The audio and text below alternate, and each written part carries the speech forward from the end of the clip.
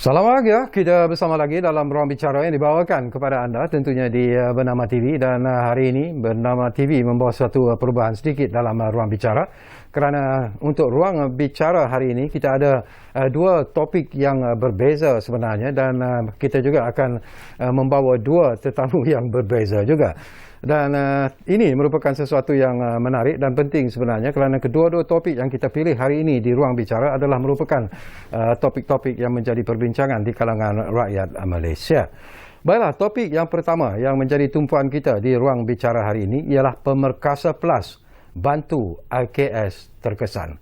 Dan tetamu yang sudah pun bersiap sedia yang akan kita hubungi melalui kumpulan Skype. Kita ingin mengucapkan jutaan terima kasih kepada yang berbahagia, Encik Chris Daniel Wong yang merupakan Presiden Dewan Perdagangan Digital Malaysia, dan beliau juga merupakan Bendahari Persekutuan Persatuan Perniagaan Malaysia. Halo Chris. Halo. Sehat ya? Sihat. Okey Chris, ini topik yang menjadi perhatian dan juga perbincangan sebenarnya di kalangan rakyat Malaysia, terutamanya mereka yang mungkin terlibat dalam ekonomi khususnya. Dan bila kita bercakap tentang Pemerkasa Plus bantu IKS terkesan, kita ingin mendapatkan pandangan saudara Chris terlebih dahululah, reaksi dan juga apa yang bagaimana Dewan Perdagangan Malaysia, Digital Malaysia ini menyambut pengumuman yang berkaitan dengan Pemerkasa Plus seperti apa yang dilakukan ataupun dibuat oleh Amat Berhormat Perdana Menteri. Komen daripada Chris Daniel Wong. Yang pertama sekali kita berterima kasih kepada Kerajaan Malaysia kerana mengumumkan pakej tersebut. Ya. Walaupun ruang fiskal negara kita adalah amat terhad. Betul. Jadi kita alu-alukanlah pengumuman tersebut walaupun agak terlambat sedikit, tetapi it's better than ever. Okey, apakah Chris merasakan bahawa dengan pengumuman yang dibuat oleh Yang Amat Berhormat Perdana Menteri melalui Pemerkasa Plus ini, ianya dapat memulihkan mungkin ialah untuk memulihkan ekonomi itu adalah satu keadaan yang mungkin agak mencabar, tetapi apakah ianya merupakan satu bantuan, pakej bantuan yang sememangnya ditunggu-tunggu juga oleh golongan yang terlibat dalam bisnes seperti ini, Tuan? Saya secara sendiri berpendapat masa banyak lagi ruangan yang boleh diperbaiki mengenai pakej Pemerkasa Plus tersebut. Misalan M40 yang tidak disebut di dalam pakej Pemerkasa Plus tersebut. Kita nampak banyak bantuan disalurkan kepada golongan makiah. Iaitu golongan B40 lah. Tetapi bukan pada pelanggan setia makiah. Saya bagi contoh moratorium yang kita sebut selama 3 bulan tu, ataupun moratorium pembayaran 5% sebanyak 6 bulan tu, kita lihat bahawa bank-bank tempatan tidak diarah oleh kerajaan untuk melaksanakan moratorium secara menyeluruh. Jadi persoalannya, kenapa semasa PKP 1.0 semua bank boleh bagi moratorium secara menyeluruh, tetapi di fasa darurat sekarang ni bank tidak boleh orang kata memberi secara menyeluruh. Tetapi kalau kita lihat pada satu contoh, Kerajaan Persekutuan menggunakan wang daripada tabung puan yang bernilai 5 bilion untuk membeli dan menggunakan program vaksinasi. Jadi dari situ kita nampak bahawa semasa fasa darurat ini pihak Kerajaan Persekutuan boleh mengarahkan pihak bank untuk roll up moratorium secara 3 bulan ataupun 6 bulan. Dan ini boleh membantu golongan M40. Jadi ini yang paling ketara kita nampak. Pendekatan tersebut tidak dihalusi. Apakah tanpa pendekatan seperti apa yang Chris sebut itu, ianya akan memberikan satu impak yang agak berat juga sebenarnya kepada golongan yang terlibat dalam PKS khususnya, Chris? Kalau kita lihat pada PKS, rata-ratanya ramai orang kata peniaga PKS ni adalah golongan 40 yang saya sebut tadi.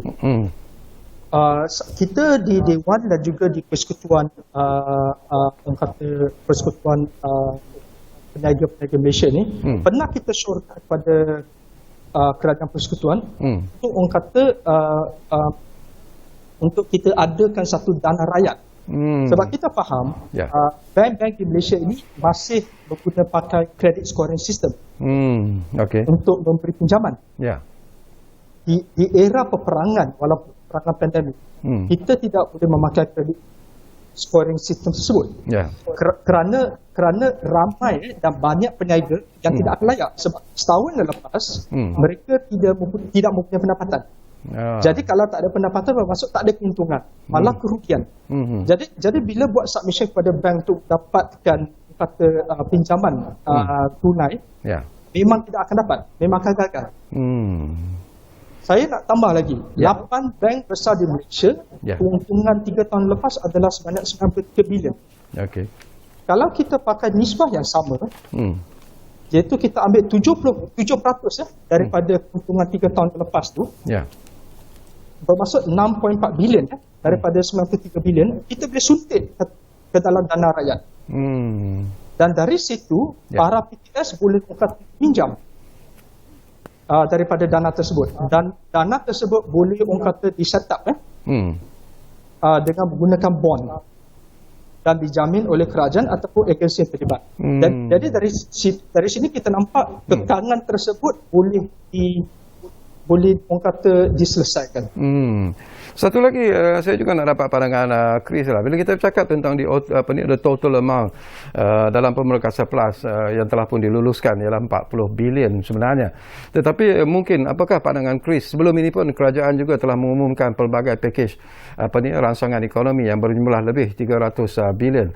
Tetapi apakah 40 bilion itu mencukupi sebenarnya untuk memberikan satu nafas yang lebih segar kepada ekonomi kita secara keseluruhannya, Chris?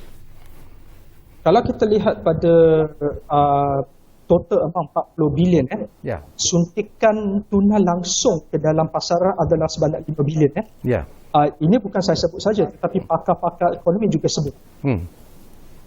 Jadi memang selepas ini kita perlukan Pemerkasa Plus. Selepas 3 bulan. Saya nak bagi satu contoh. Kita sebut moratorium tadi. Banyak peniaga yang tengah apply moratorium untuk orang kata tidak bayar 3 bulan. Tetapi faedah masih berjalan dah. Dan faedah tu akan ditambah ke dalam orang kata pembayaran yang akan datang kelak. Jadi ini bermaksud faedah tu dah jadi double, berganda. Di manakah para PKS boleh mencari duit untuk membayar faedah yang orang kata bank charge selama 3 bulan dia tak bayar tu. Jadi selepas 3 bulan tersebut, memang orang kata PKS akan lagi melarat daripada segi aliran tenaga. Sesuatu yang penting juga, kita tahu kita mengalami pandemik COVID-19 dan kita tahu juga sektor ekonomi juga menerima tamparan ataupun impak yang cukup serius sebenarnya. Tetapi daripada pemerhatian Dewan Perdagangan sendiri di kalangan golongan PKS, apakah mereka juga sebenarnya memerlukan satu bantuan yang lebih agresif sebenarnya daripada pihak kerajaan? Memang sebelum ini, kalau kita lihat pada PKP 1.0 dan PKP 2.0, banyak geran yang telah diberikan tetapi banyak geran ini ada kelemahannya, walaupun ada kelebihannya. Yang kelemahan yang ketara yang kita kena perbaiki adalah geran pemadanan. Saya bagi contoh geran digitalisasi yang diberikan oleh agensi di Malaysia, agensi digital di Malaysia. Para PKS kena belanja separuh dari kos tersebut. Baru geran lagi separuh itu diberi oleh kerajaan kepada vendor yang menjual perisian ataupun menjual orang kata teknologi kepada PKS tersebut. Dah zaman sekarang ni banyak PKS tak ada duit. Jadi macam mana mereka nak bayar 50%, 50% kos untuk mendapat geran tersebut. Jadi mungkin pendekatan ialah kalau kerajaan mampu, kita adakan geran 100%. Ataupun mungkin ada installment plan di mana para PKS tu boleh membayar secara installment kepada vendor dan 50% geran yang lain tu kerajaan akan salurkan terus kepada vendor supaya mereka dapat perisian ataupun keupayaan teknikal untuk memacu perniagaan mereka di zaman yang orang kata cukup sesak sebegini. Okey, Chris, kita akan sambung lagi tapi seperti biasalah kita diarah untuk berehat dulu buat seketika dan kembali nanti banyak lagi mungkin sempat persoalan-persoalan menarik ingin saya kongsikan bersama dengan anda. Jadi kita rehat buat seketika, kembali semula sebentar saja lagi bersama kami di Ruang Bicara yang kami bawakan kepada anda tentunya di Bernama TV. Kita jumpa lagi selepas ini.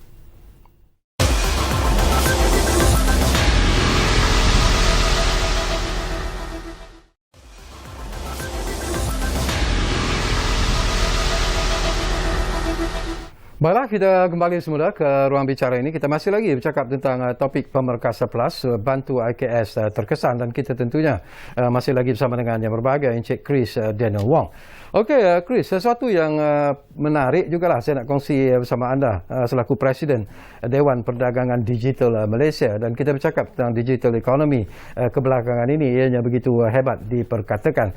Apakah secara peribadi Chris melihat bahawa apa yang berlaku sekarang ini disebabkan oleh pandemik COVID-19, apakah anda melihat bahawa sudah ada satu dimensi yang mungkin lebih mencabar sebenarnya ataupun lebih baik kepada perkembangan ekonomi digital di negara kita ketika ini, Chris? Memang kita tidak nafikan sejak PKP tahun lepas sampai ke PKP tahun ini, kita nampak ada lonjakan daripada segi orang kata pendigitalisasi, utamanya di bahagian e-commerce. Sejak 6 bulan lepas kita nampak daripada 100 markah kita naik kepada 200 markah dan sekarang ni ke hampir 300 markah. Markah tersebut ialah bermaksud 100 point to 200 point to 300 point, lonjakan berganda orang kata pasaran menggunakan e-commerce sebagai norma baru untuk pembelian secara dalam talian, sama ada pakaian, makanan dan sebagainya. Dan jadi dimensi tersebut akan berkekalan sehinggalah pandemik ini selesai dan mungkin apabila kita beralih daripada pandemik kepada endemik, kita masih akan nampak lagi setahun, 2 tahun ni, mungkin saya sebut setahun setengah lah, 18 bulan ni, memang kita akan nampak e-commerce masih akan lagi menjadi orang kata the way forward lah. Betul.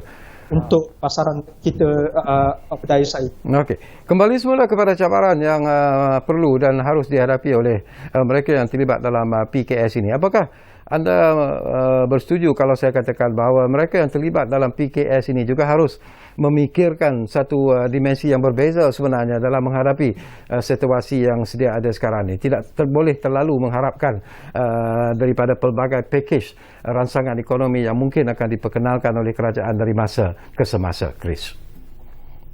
Yang saya nampak ni ialah dimensi baru tu. Kita kena faham bahawa ramai para peniaga PKS ni adalah old school. Jadi tetapi mereka mempunyai produk yang menarik. Jadi saya syorkan yang mempunyai produk menarik itu yang mereka dah jual di orang kata menggunakan Facebook ataupun menggunakan laman sosial media lain seperti WhatsApp dan sebagainya, boleh bekerjasama dengan syarikat-syarikat e-commerce yang sudah mempunyai platform. Jadi joint ventures begini perlu kita rancakkan. Dan saya sebut agensi seperti MDET dan juga Madrid ada menawarkan grant 100%. Di mana onboarding fees dibayar oleh agensi tersebut. Jadi masih lagi peniaga PKS yang tidak tahu ataupun tahu tetapi tidak tahu macam mana nak apply. Jadi saya galakkan telefon bimbit yang mereka ada tu, yang ada 4G, 5G tu, mereka boleh layari buat research. Seperti contoh mungkin how to sell online for free or on a platform. Saya bagi contoh lah. Ya. Jadi mungkin boleh dapat senarai yang keluar orang kata platform e-commerce yang mereka boleh hubungi. Jadi joint venture tu penting. Ya. Satu lagi perkara juga yang saya ingin dapat pandangan Chris. Ini tentang banyak jugalah rungutan sebenarnya yang disuarakan. Mereka gembira dengan package-package rangsangan ekonomi yang diperkenalkan oleh kerajaan. Tetapi masalah red tape dalam penyaluran bantuan kepada usahawan IKS itu juga selalu menjadi isu yang diperkatakan. Komen daripada Chris Daniel Wong. Memang kita nampak banyak red tape tape merah lah di antara orang kata agensi yang terlibat dan juga yang orang kata apply ataupun memohon. Jadi di Dewan dan juga di Persekutuan kami telah banyak bekerjasama dengan seperti SME Bank dan juga Bank Simpanan Nasional kerana mereka menghulurkan bantuan kewangan dari segi pinjaman dan juga pinjaman mikro. Memang kita tidak nafikan red tape sebab itu yang saya sebut awal-awal tadi itu the credit scoring system. Dan sekarang ni kita lihat juga banyak orang kata jabatan kerajaan yang bekerja dari rumah, work from home. Jadi dari segi sini mungkin kita perlukan bukan one stop center tu kita ada, tapi kita perlu aktifkan lagi supaya orang kata ada perantaraan. Jadi di pihak Dewan dan di pihak Persekutuan kami telah menjadi perantaraan untuk menyelesaikan masalah tersebut. Telah kita adakan beberapa webinar dengan SRB Bank dan juga BSN Bank. Jadi kita hubungkan para peniaga dan juga para bank dan juga agensi supaya mereka boleh hubung terus dan menyelesaikan masalah red sebegini. Okey, kita ada masa lagi untuk bercakap. Kalau kita lihat kepada perkembangan terkini, Chris, sejumlah 128,150 syarikat iaitu melibatkan 1.57 juta pekerja telah pun memperolehi kelulusan untuk beroperasi semasa PKP setakat 3.0 setakat pukul 7.30 pagi tadi, Chris, Jadi jika ada yang tergolong dalam kategori IKS ini, apa nasihat Chris kepada golongan ini, Chris, kepada mereka? Kalau untuk golongan IKS yang mendapat kata kelulusan untuk beroperasi, harus manfaatkan peluang ini sebab ramai yang tidak boleh beroperasi. Jadi tumpukan pada bukan saja kepada pasaran tempatan tetapi pada pasaran ekspor. Supaya kita boleh merancakkan lagi ekonomi tempatan. Okey, apa lagi pandangan Chris lah. Kita tahu bahawa tadi pun Chris menyebut tentang apa yang diperlukan oleh golongan PKS dan sebagainya.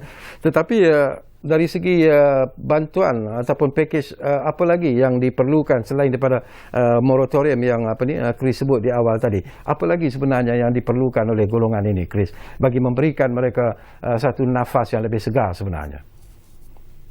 Mungkin saya jawab soalan ini dengan soalan yang saudara bagi yang lepas tu tentang bisnes-bisnes yang boleh beroperasi yang mendapat kelulusan daripada MITI ada setengah yang saya tidak setuju, termasuk pihak Dewan dan juga pihak Persekutuan.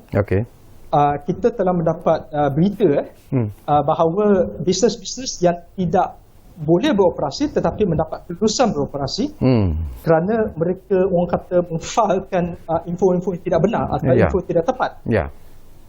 Jadi untuk memberi nafas baru terutama kepada para PKS, kita faham bahawa lockdown ini mungkin akan berterusan dan mereka bite the bullet.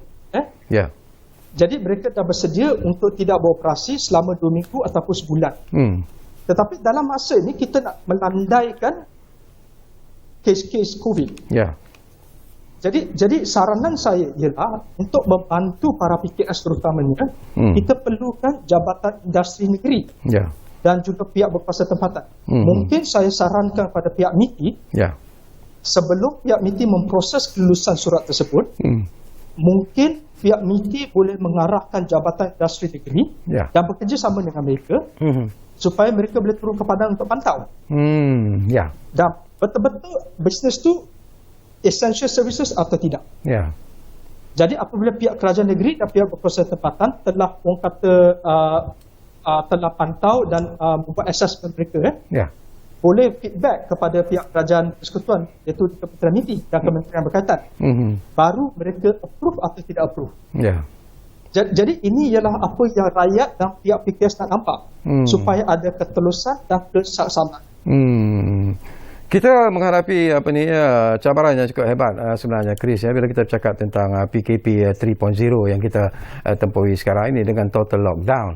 Tapi apakah secara ikhlasnya Chris merasakan bahawa apakah mereka yang terlibat dalam IKS bersedia sebenarnya untuk menghadapi sekali lagi sekiranya lah kerajaan mengumumkan kali ini PKP 4.0 misalnya dengan total lockdown, apakah PKS di negara kita bersedia untuk menghadapi cabaran dan situasi ini di masa depan?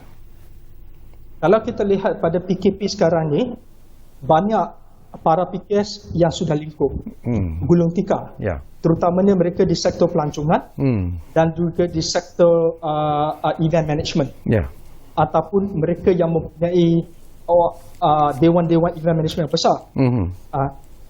Jadi kalau kita buat sekali lockdown, iaitu 4.0, saya boleh nampak lebih daripada 50% akan gulung tikar. Jadi kita kena belajar daripada negara-negara yang tidak pernah buat lockdown, seperti negara di Taiwan, ataupun saya sebut negara seperti di Bhutan, negara yang paling miskin di Afrika, di mana rakyat mereka bekerjasama dengan pemerintah. Mereka dengar, dan juga pemerintah dengar keluhan rakyat. Mereka bekerjasama di antara mereka, mengamalkan SOP yang ketat. Dan jujur apabila memfailkan untuk peniaga-peniaga untuk beroperasi. Jadi apabila ada pendekatan yang sebegini di antara rakyat dan pemerintah, saya rasa kita tidak perlu melakukan PKP yang akan datang. Dan PKP sekarang ni boleh kita pendekkan. Saya bagi contoh, saudara. Contoh seperti perniagaan gunting rambut di salon. Mereka terpaksa akur untuk tidak membuka. Okay, walaupun ada yang di kedai-kedai, bukan saja di mall. Tetapi ramai peniaga dan banyak bisnes, terutamanya pengilang, ataupun sektor binaan, yang orang kata memfailkan sebagai essential services. Saya bagi contoh, saya nampak di viral WhatsApp, pada petang ni sebuah syarikat memproses kayu, dibagi kelulusan untuk beroperasi. Jadi pemprosesan kayu ni pada PKP lockdown ni, saya sebagai rakyat tidak nampak apa kaitannya dengan essential services. Jadi kita kena harus orang kata kerjasama yang rapat, supaya kita tidak melalui PKP yang akan datang.